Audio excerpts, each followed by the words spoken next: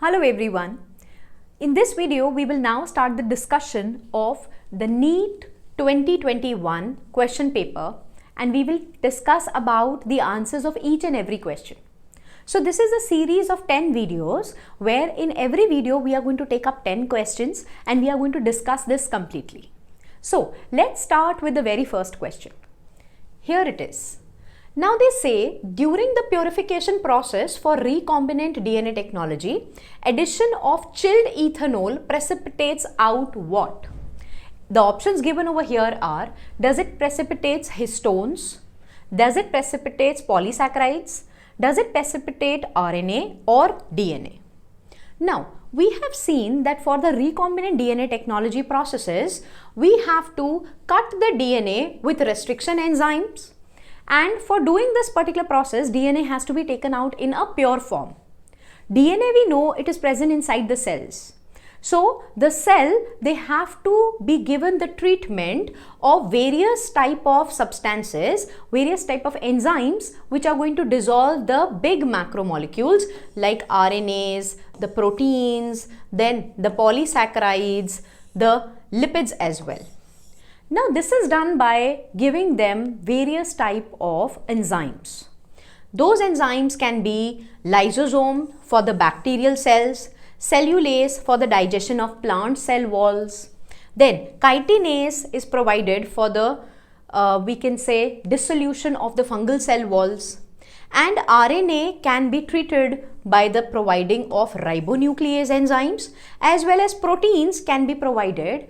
Proteins can be treated or broken down by the treatment of proteases enzymes. All the other molecules are, so this way, all the other molecules are released out by all the appropriate treatments. And then at the end, it is the purified DNA that is ultimately precipitating out from this whole mixture after the addition of chilled ethanol. And this can be seen as collection of fine threads in the suspension. So this is a part of the NCERT which is very clearly given, and you can see this is the figure which is taken from NCERT. Here we can see that DNA precipitates out after providing chilled ethanol, and then the DNA can be removed out by the process of spooling. So if we look our question again, the answer to this question will be DNA. The chilled ethanol is added for the precipitation of DNA. Now, let's come to the other question.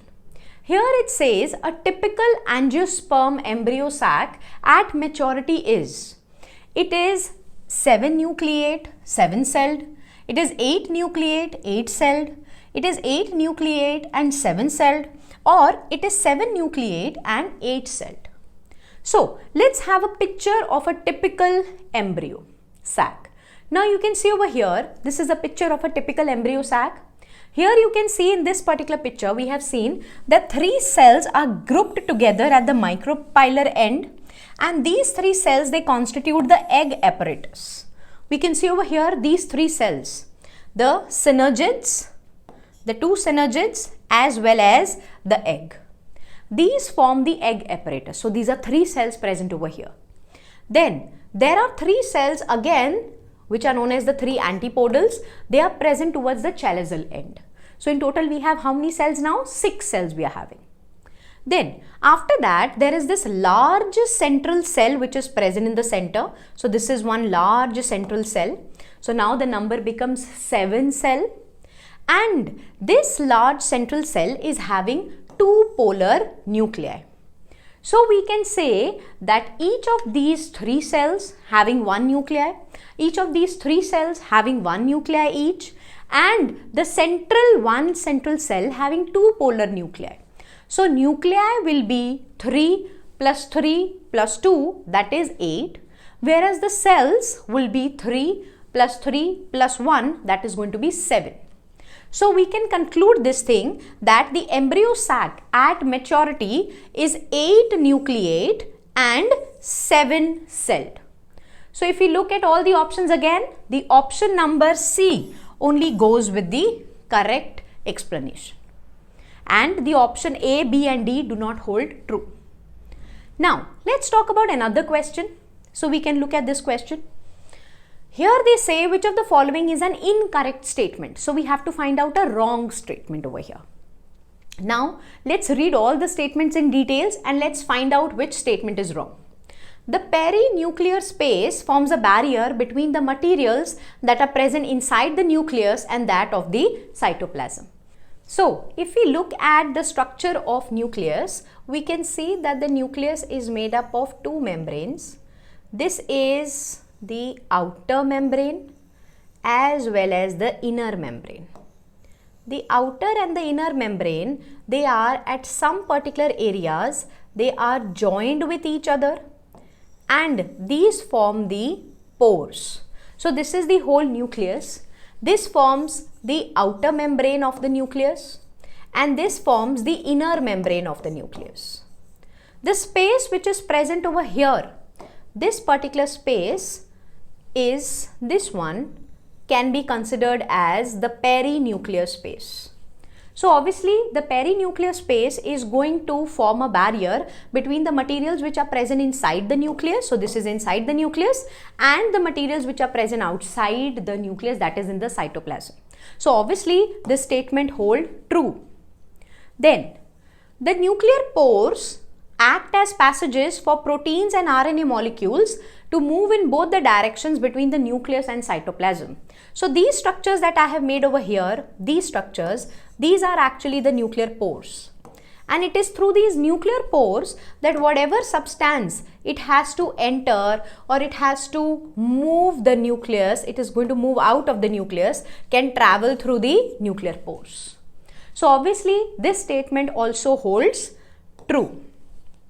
Then the mature sieve tube elements, they possess a conspicuous nucleus and usual cytoplasmic organelles. No, a conspicuous nucleus is not a feature of mature sieve tube elements. So this is not a correct statement.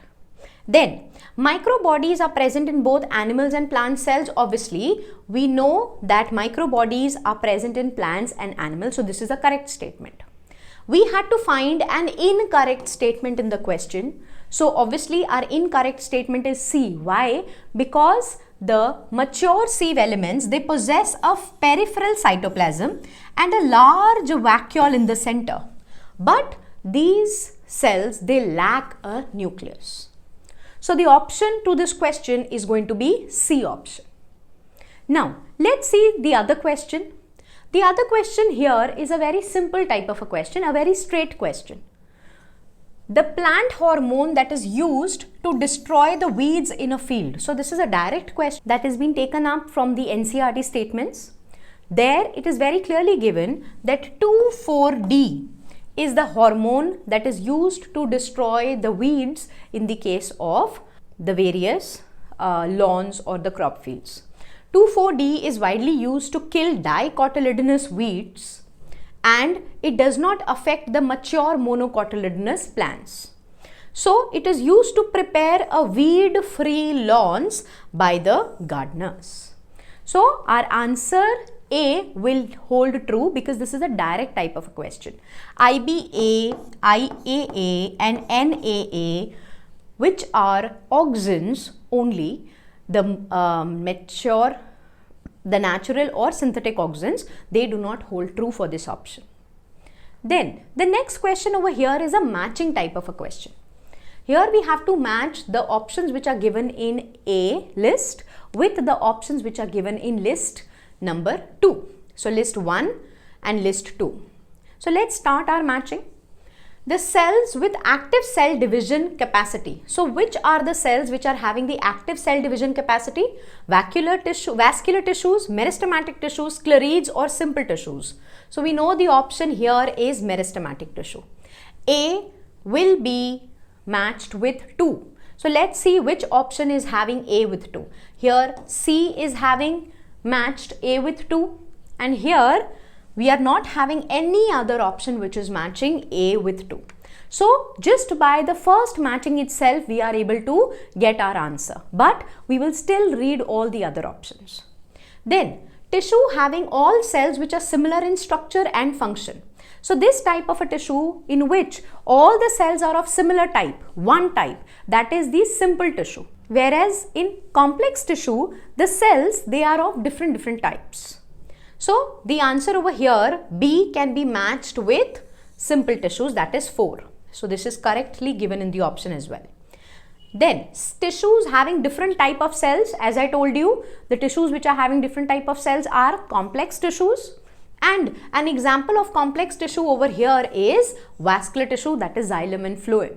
So C can be matched with 1 and D is matched with 3 over here, that is the dead cells which are highly thickened walled and narrow lumen. So these cells are our sclerids. D can be matched with 3. Our option to this question is C directly. Now let's come to the next question. Here they say, which of the following is not an application of PCR? PCR is polymerase chain reaction. Here what is happening, the amplification of a DNA molecule is taking place. So now, purification of isolated protein? No. Detection of gene mutation? Yes, by amplification can be done. Then molecular diagnosis? Yes, for the molecular diagnosis, we require the amplified content of the genetic material. And for the gene amplification, as I told you, yes. So all these 3 options, they hold true, whereas purification of isolated proteins is generally done by extraction, then precipitation and differential solubilization. Then there is ultracentrifugation and chromatographic methods. So these are the different type of methods by which proteins can be isolated, right? Whereas all these 3 options, that is B, C and D, are the applications of polymerase chain reaction. So the answer to this question will be A option. Now let's talk about another question.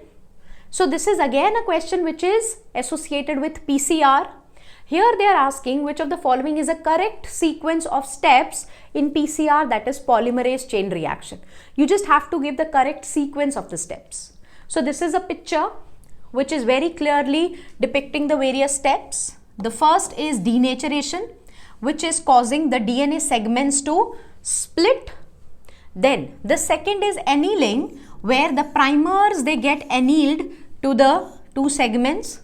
And the third step is extension, where by the help of DNA polymerase, that is the Taq polymerase, as well as the deoxynucleotides, those are joined by the help of this enzyme, DNA polymerase enzyme. So the third is extension. So let's see, the sequence of steps is denaturation, annealing and then extension. So the answer to this question will be C option. Now let's talk about another question. Here they are asking, when gene targeting involving gene amplification is attempted in an individual's tissue to treat the disease, this is known as. So now when a gene is added in a diseased organism to treat that particular disease, this type of a therapy is known as gene therapy. So this is a very straight type of a question and the answer to this will be gene therapy. This is not molecular diagnosis, this is not safety testing, this is not biopiracy. The answer is gene therapy directly. The next question is again a very direct type of a question which is asked directly from NCERT. Here they are asking, mutation in plant cells can be induced by. We know the gamma rays are the ones which induce mutation in plant cells. The zetin does not do that, kinetin does not do that, and infrared rays, they do not do that. So answer will be gamma rays. Now let's come to another question. This is, which of the following algae produced carrageen? So now we know the algae, generally the certain marine red algae, they produce hydrocolloids. Hydrocolloids are water holding substances like carrageen, and carrageen is then used commercially. So we can say that carrageen is produced from certain marine red algae. And in the options we are having red algae, so obviously this will be correct. Blue algae, blue-green algae? No. Green algae? No. Brown algae? No. So the answer to this question will be A. So these were some of the questions which were asked in your NEET 2021 paper. Now in the next video, we will take up another 10 questions from the botany section itself which were asked in the NEET exam.